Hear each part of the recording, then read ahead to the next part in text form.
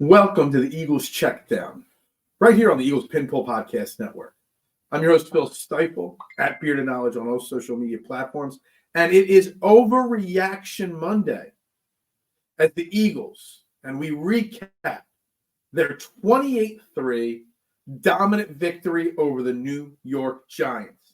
And there's a lot to overreact to, but we've got to remember that it's Overreaction Monday, and there is a lot of pros and a few cons that throughout the week we will get into as we settle in after this victory. And it was a heck of a victory. It was almost a boring victory to an extent. Oh, I had my nephew over, my 8-year-old nephew. He wanted to watch a football game with his uncle. So he came over. I had a spread for him. By the middle of the third quarter, he was ready to go home because he was bored. Because for an 8-year-old to pay attention to a game like today, it was pretty boring.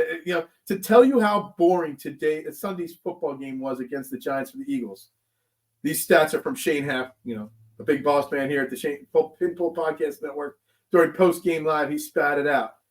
16 total passing yards for the Eagles in the second half of the game. The Giants, even worse, only 12 passing yards in the second half of the game. Anyway, that's how boring of a game it was. But it was a boring game because the Eagles probably realized at some point today what the identity of this football team is, and it is they are a running football team, and you can dominate football games by running the football. The Eagles had a combined, counting the one pass by Kenny Pickett late in the game, a combined 15 passes. They were sacked. We'll get into that in a second. To 45 rushing attempts from Saquon Barkley, Kenneth Gainwell, Jalen Hurts, and heck, even Will Shipley got 8 rushes late in the game. Obviously, star of the football game is Saquon Barkley on his return to MetLife Stadium. 17 carries, 176 yards, and a touchdown. Could have had more in this game. Kenny Gainwell had 13 carries for 56 yards. You had 30 rushes from your top 2 running backs for over 230 yards rushing. That is a dominant performance from your running backs, from your running game, from your blocking on the offensive line in run protection or run blocking. Now, the offensive line did struggle in pass protection, giving up 5 sacks, 4 to Jalen Hurts. Some were Jalen Hurts' fault, some were the offensive line's fault. But this team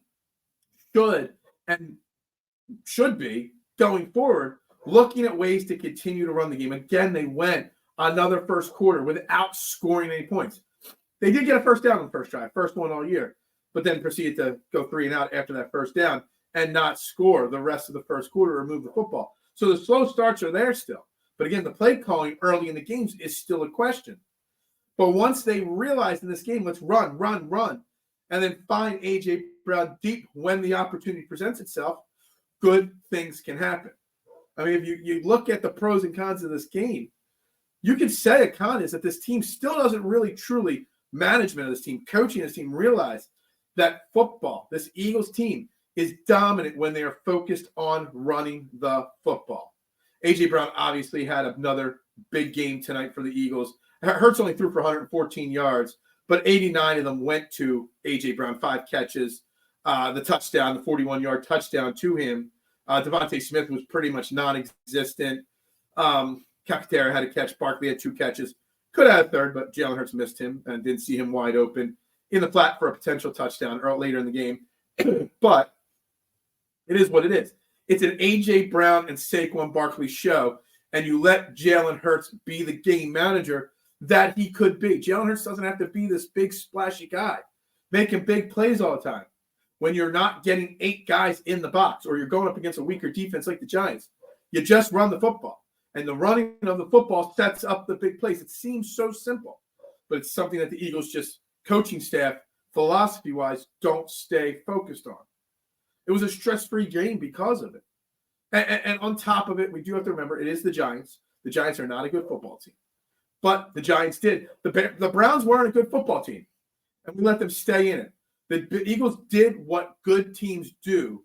They took care of business this week against a bad team. And it also went because the Eagles defense shut down a very bad Giants offense. Daniel Jones didn't even throw for 100 yards in the game, 99 complete passing yards. They held them to 76 yards rushing.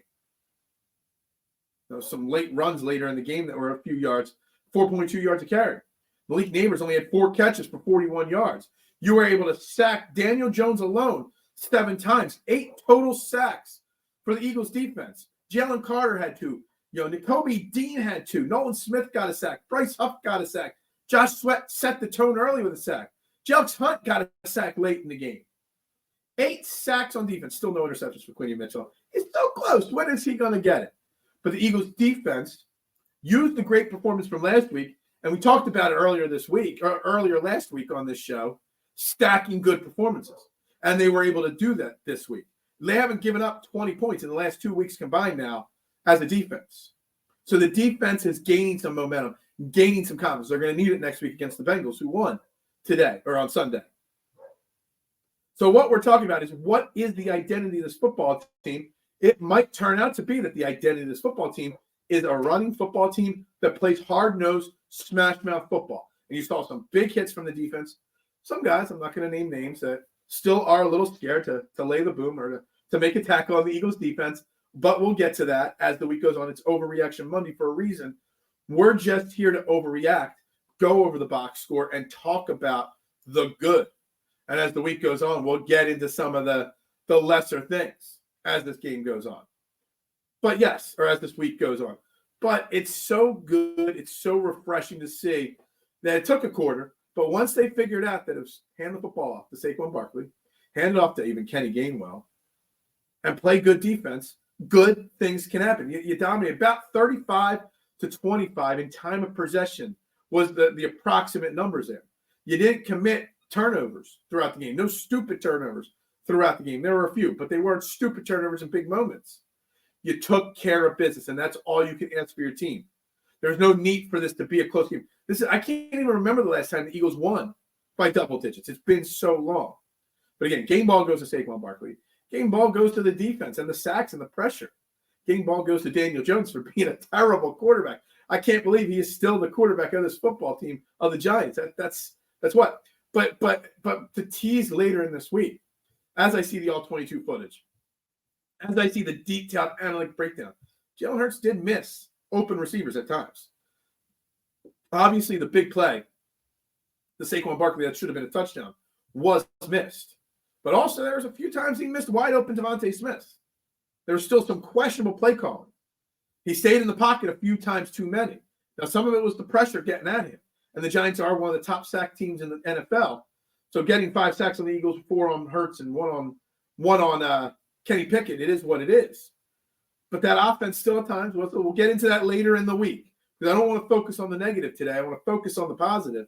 And the positive is that Saquon Barkley was worth every single penny that he was given. A.J. Brown is worth every single penny that he was given. And this defense and Vic Fangio are starting to build something. This is a defense. And if I remember correctly, if you look at Dolphins last year, their defense started off weak and got better as the season went along, as the players started to adjust to Vic Fangio's style. And it's good, as we got the Bengals next week, then the Jaguars, the week after that. Then we get into a tougher stretch of the schedule with Cowboys, Baltimore, etc. We're going to need this defense to keep building on this. Anyway, guys, this is the Eagles Checkdown, the fastest, less than 10-minute Eagles podcast there is, Monday through Friday, right here on the Eagles Pinball Podcast Network. If you want a longer form of this, check me out, trending in the AM, Monday through Friday, 8 a.m. to 9:30 a.m. on the STT Sports Network, linked below. Well, copy and paste the link below. I'd greatly appreciate it. Subscribe. I greatly appreciate you checking in. Your opinions actually matter, and that's what my goal is with the morning show trending in the AM, guys. So I greatly appreciate you checking it out live in the morning at 8 a.m., guys. I am Phil Stifley. You can find me at Bearded Knowledge on all social media platforms. Have a great day. Go Birds, and bubbles up to you.